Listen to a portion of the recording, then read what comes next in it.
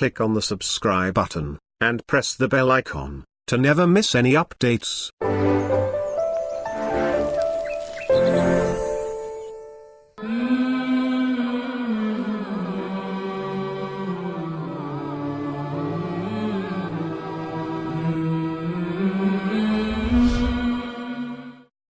Assalamu alaikum. Assalamu alaikum. It's very hard following these amazing speakers and everything that has been said. And it's especially hard for me to see the sister crying right here. For, inshallah, we will. Inshallah, we'll pray. And it's very hard to speak when I see the emotion and see the tears of our beloved mothers and sisters. It's very hard. But firstly, I just want to thank you so much for being here today. And a special thank you for our allies and friends for making it out here today with us. And a special thank you for every single volunteer brothers and sisters who make this happen. And a special thank you for our organizations, all of them that you see the logos and the banners, for making this happen. And most importantly, thank to all of you for being here today to stand in the face of racism. Our duty as Majlis Ash-Shura, our Islamic Leadership Council of New York, is literally to facilitate this, is to provide the platform for our community to speak up, to stand up for their rights and for the rights of everybody else. But I'm really not here to speak about Majlis Ash-Shura. I just want to take us back a little bit, because we keep talking about Trump, and we will talk about Trump, and we will talk about the racists. But I want to go back in time to 1492. Two major events took place that changed the map of the universe. Spanish Inquisition that kicked Muslims and Jews out of Europe. Spanish Inquisition that followed the same ideology of white supremacy that says or claims that the Jews and the Muslims lack the purity of blood for them to be allowed to live in Europe. Today we talk about white and white privilege, and we talk about white skin. Back in the day, it was the purity of the blood. The Catholic Church in 1492 said that in order for us to maintain the purity of the blood of Europe, we have to prosecute, torture, rape and kill and exile the Muslims and the Jews from Europe. And when the Jews were kicked out of Europe, they joined the Muslim world. And until today, they live in the Muslim world until the cancer of Israel came. Brothers and sisters, in the same year, something else happened. Not only did Europe cleanse its blood from the Muslims and the Jews, but something else happened. The so-called discovery of America. This discovery was created on the same ideology that Columbus came here, committed genocide against millions of the natives. And that genocide was committed merely for one reason: white supremacy. It was not enough to kick the Muslims and the Jews out of Europe. They needed to expand. They needed to manifest more colonialism. And they came to America, where we are today, as Imam Talib said initially, that the natives were massacred. Millions of people were whipped off the map to create another area for white supremacy to live until today. Brothers and sisters, yes, Trump gave a platform. He gave strength. He embodied or emboldened the white supremacists. They came to the surface. But this white supremacist ideology has been kicking and alive for centuries. The colonization and occupation of Canada, Australia, New Zealand, India, Algeria, Pakistan, Egypt, Morocco, Palestine, and the list continues.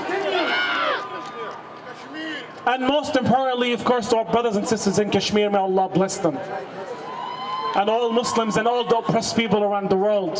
What I'm trying to say, brothers and sisters, is that white supremacy has been a danger, and it is a danger to the rest of the world for centuries, not just when Trump became president. Let's not fool ourselves. Let's not be naive. Trump is normalizing the oppression against Muslims. And he's given strength to the racists and to the bigots. But this same bigotry, same racism has been used to enslave blacks in this country. Millions of Africans were enslaved. Their culture was erased. They were taken away from their families to come live here as slaves. And it was only 70 years ago that they have their freedom. But until today, they're facing institutional racism. Let's be honest. We're told that the liberals are our friend. But the same liberals keep saying that Muslims are terrorists. The same liberals have declared war in Iraq and Afghanistan. The same liberals have been justifying the oppression and the occupation of Palestine. The ones like Elizabeth Warren who've been criticizing Trump, this is our ally. She mentioned 2 weeks ago that the Palestinians pose a demographic threat against Israel.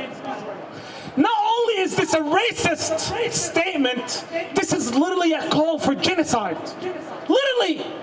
When Trump is accusing Latinos and demonizing Latinos, Elizabeth Warren calls him a bigot. But when she says that it's okay to commit genocide against Muslims and Christians in Palestine, everybody's happy with her. Why? Because it's for Muslims overseas. It's okay to demonize them. It's okay to support Israel. It's okay to kill Palestinians.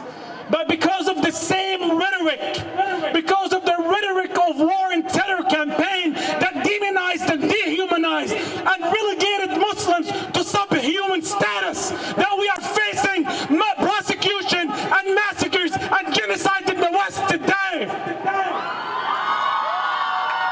Because we allowed this rhetoric to be used against black men. We allowed this rhetoric to be used against people in Iraq and in Afghanistan and in Palestine and in Venezuela and in Chile and everywhere in the world. Now white supremacists think if it's okay to kill Muslims in Iraq, it's okay to kill Muslims in a mosque in New Zealand. Think about it. When these white supremacists see the highest office held in the universe, on the earth, is saying Muslims are terrorists.